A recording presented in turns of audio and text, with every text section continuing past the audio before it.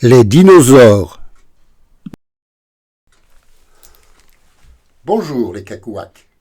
Salut les jeunes. Salut la compagnie. Qu'est-ce qu'un dinosaure? Un gros reptile.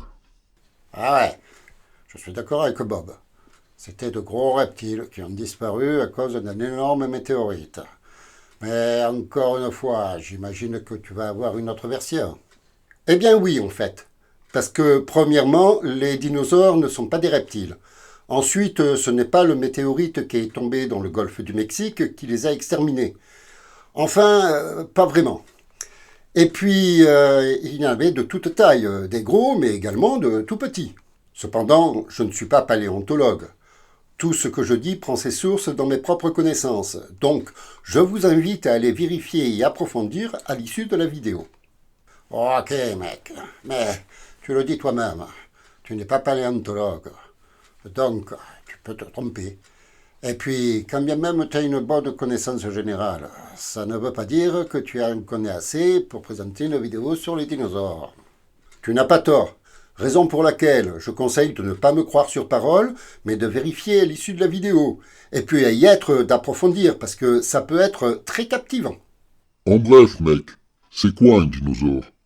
Eh bien, en fait, les dinosaures englobent beaucoup d'animaux. Eh oui, dire dinosaure peut être comparable à dire mammifère, poisson ou insecte. Donc, dinosaure, ça ne veut rien dire. Si, bien sûr. Seulement, ça englobe tellement d'espèces que ça reste très vague. Si je dis mammifère, ça peut être aussi bien des humains que des baleines ou des ornithorynques, ou tant d'autres espèces. Alors, que doit-on dire pour parler des dinosaures? Eh bien, si tu veux parler des dinosaures en général, c'est le mot juste. Mais si tu veux parler d'une espèce en particulier, utilise plutôt le nom de l'espèce. Par exemple, si je veux parler de chat, il est inutile de commencer par mammifère, puis félidé pour arriver au chat. Ça va de soi. Ok. Expliqué comme ça, je comprends mieux. Mais il n'empêche que les dinosaures étaient quand même des reptiles. Non, les dinosaures et les reptiles se ressemblent physiquement, ils sont très proches, mais ne sont pas de la même famille. Cependant, certaines espèces de dinosaures et de reptiles ont une origine commune. Ce n'est pas très clair. Ouais, c'est vrai. Il a raison, Bob. Ce n'est pas très clair. Ordinateur, il a raison ou il se plante? D'après les informations à ma disposition, il a raison. Les dinosaures, du grec ancien deno qui signifie terrible, et sauro qui signifie lézard, est un groupe d'animaux également appelé dinosauriens. Les dinosaures forment un groupe d'animaux extrêmement diversifiés dont les uniques représentants actuels sont les oiseaux. Pardon? Les oiseaux sont des dinosaures? Parfaitement, les oiseaux sont une classe de vertébrés tétrapodes caractérisés par la bipédie, un plumage, des ailes et un bec. Tous les autres groupes de dinosaures se sont éteints, à l'exception des crocodiliens qui sont les plus proches parents des oiseaux. Quoi? Les crocodiles sont des oiseaux? Les oiseaux ainsi que les crocodiliens sont toutes des archosauriens. Dois-je approfondir? Non merci. Nous avons déjà beaucoup d'informations à digérer. Je te remercie de ton exposé. Il n'y a pas de quoi. Moi, il m'a perdu quand il a dit que les oiseaux sont des dinosaures. Nous avons eu une coupure de courant la semaine dernière. Ça n'aurait pas endommagé l'ordinateur, parce que c'est déjà dur à croire que les oiseaux soient des dinosaures. Mais que les crocodiles soient des oiseaux, ça ne saute pas aux yeux. C'est vrai, mais pour autant, on ne peut pas dire que les crocodiles soient des oiseaux. Les crocodiles sont les plus proches parents des oiseaux. Ça ne saute pas aux yeux non plus.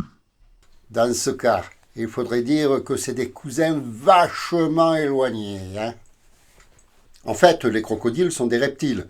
Mais à la différence d'autres reptiles dont la plupart pondent des œufs et ne s'en occupent plus, les crocodiles protègent leurs œufs et ensuite nourrissent les petits comme le font les oiseaux.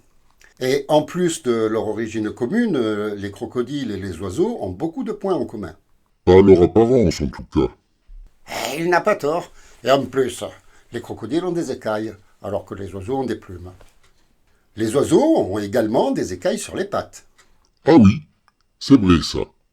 Peut-être. Mais les dinosaures, ils n'avaient que des écailles, pas des plumes. Détrompe-toi, Ange.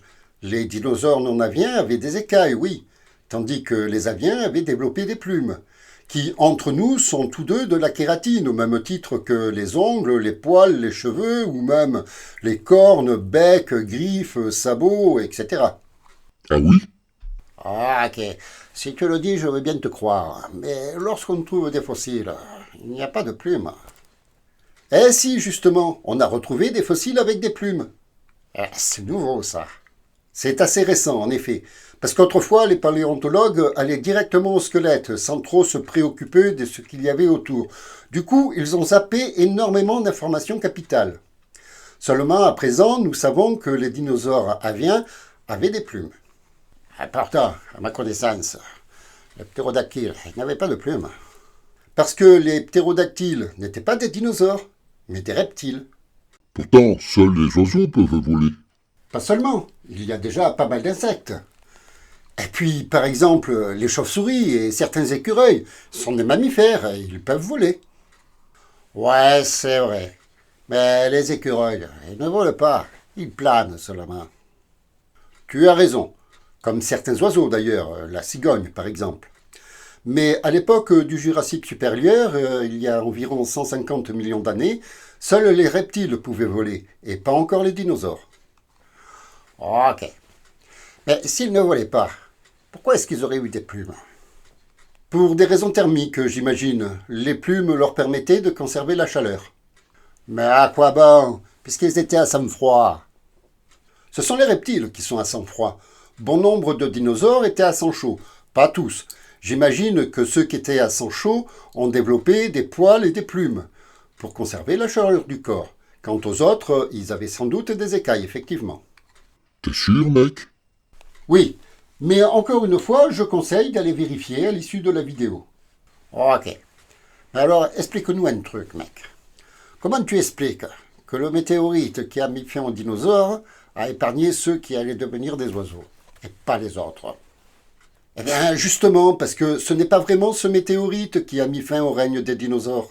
C'est quoi alors? Ouais, j'aimerais bien savoir qu'est-ce que tu vas nous pondre comme théorie, pour expliquer comment les autres dinosaures ont disparu, sauf ceux qui allaient devenir des oiseaux. Tout simplement parce que les dinosaures étaient déjà sur le déclin depuis plusieurs millions d'années. Les grands herbivores ne trouvaient plus assez de nourriture et par ricochet, les grands carnivores commençaient à en manquer également. Seuls les dinosaures de plus petite taille arrivaient encore à tirer leur épingle du jeu. Et lorsque le météorite a frappé la Terre, ça a été une grande extinction de masse. Les espèces les plus vulnérables n'y ont pas résisté. Et ça n'a pas dû être très facile pour les autres non plus. Mais certaines espèces ont trouvé le moyen de survivre. Alors, ce ne serait pas le météorite qui les aurait éradiqués? Si, quand même. Mais le météorite n'a fait que précipiter l'inévitable. Les grands dinosaures auraient fini par disparaître de toute façon. Ok. Comment tu expliques que par la suite ils se sont mis à voler? Une simple histoire d'évolution. J'ai bien ma théorie là-dessus. Mais je n'ai fait que l'imaginer. Je n'ai rien lu, vu ou entendu qui confirme ce que je pense. Ce n'est pas grave. On t'écoute, mec. Si quelqu'un court sur un terrain accidenté, il aura tendance à écarter les bras pour maintenir l'équilibre. Logiquement, ouais. Qu'est-ce que ça a à voir avec les dinosaures? Eh bien, j'imagine que les dinosaures en faisaient tout autant. Et j'imagine aussi que le frottement des plumes dans l'air devait leur permettre d'avoir un bien meilleur équilibre, ainsi qu'alléger également le poids de leur corps. Avec le temps, les plumes se sont de plus en plus développées. Leurs corps se sont considérablement réduits, ce qui leur a permis de s'arracher à l'attraction terrestre et devenir les rois des airs. C'est une belle histoire. Je trouve aussi. Ça me paraît même logique que ça ait pu se passer comme ça. Mais malgré tout, j'ai du mal à imaginer que le T-Rex ou le Motociraptor... Le quoi? Je pense que tu fais erreur avec le Motociraptor. Mais tu veux peut-être parler du Vélociraptor. Ouais, un truc du genre. J'allais trop vite dans l'évolution. Enfin bref, j'imagine mal un Vélociraptor ou un T-Rex qui ait pu devenir un corbeau, un poulet ou un moineau. Tu sais, il y a des oiseaux qui ont encore une allure de dinosaure. L'autruche ou le casoar, par exemple. Et puis, en regardant un trilobite, on a du mal à imaginer que l'évolution l'a amené à devenir un être humain. C'est pas faux. Ok. Mais ce que je veux dire, c'est que lorsque tu vois la taille de ces bestioles, qui faisaient plusieurs mètres de haut, comment ont-ils pu devenir aussi petits qu'un moineau? C'est ce qu'on appelle l'évolution. Ça a pris des millions d'années, une adaptation continuelle à un environnement qui évolue également. Chaque espèce s'adapte pour optimiser ses compétences et assurer sa survie. Au fil du temps, ils sont devenus comme nous les connaissons aujourd'hui. Mais ils n'auraient pas pu évoluer en autre chose que des oiseaux.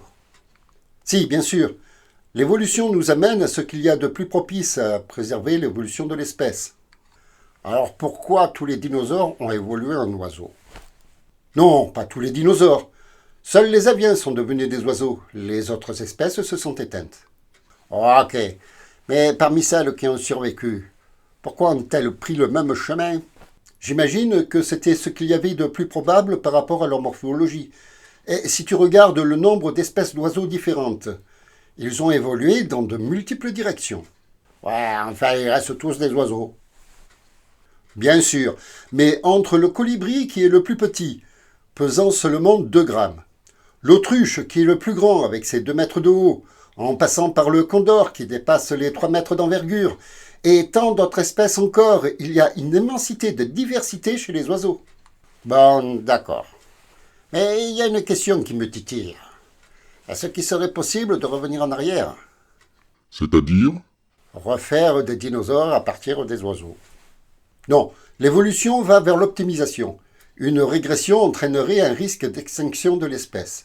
Ça ne serait pas possible en récupérant de l'ADN sur des fossiles de dinosaures, par exemple. Non, l'ADN se dégrade au fil du temps. Dans de bonnes conditions, il peut se conserver plusieurs milliers d'années, voire éventuellement atteindre le million d'années. Mais de l'ADN remontant à plus de 150 millions d'années est beaucoup trop dégradé. Ils veulent pourtant refaire des mammouths. Ouais, c'est vrai ça. J'en ai entendu parler. Et s'ils pouvaient refaire vivre des mammouths, pourquoi ils ne pourraient pas faire vivre d'autres espèces? Ok. Alors, ce ne serait pas vraiment un mammouth, mais plutôt une copie recréée à partir d'un éléphant. Et puis, le mammouth s'est éteint il n'y a pas si longtemps que ça. Quelques milliers d'années à peine. On peut encore en retrouver de l'ADN en assez bon état de conservation. On ne peut pas dire autant de l'ADN remontant à l'époque du Jurassique. Tu n'as pas tort. Eh bien, je vais vous laisser réfléchir à tout ça. N'hésitez pas à vérifier et à approfondir tous les sujets que nous avons évoqués dans cette vidéo. Et si vous avez apprécié cette vidéo, offrez-nous un super pouce en l'air, un petit commentaire sympa et courtois, partagez la vidéo avec celles et ceux que vous pensez être intéressés. Et puis, pour celles et ceux qui ne l'auraient pas encore fait, abonnez-vous et activez la cloche. Allez, salut l'équipe. Moi, il y a quelques-unes de ces affirmations qui m'ont un peu perturbé. Alors je vais aller tout de suite faire des recherches et en savoir un peu plus. Et je vous conseille d'en faire autant. Salut la jeunesse. Le Tyrannosaurus était le Schwarzenegger des dinosaures. Quel que soit le sujet, prenez toujours un peu de temps et de plaisir pour en discuter les uns avec les autres. Car c'est toujours constructif que de ne pas s'arrêter à son simple avis. Au revoir à toutes et à tous. Et je vous donne rendez-vous dans la prochaine vidéo.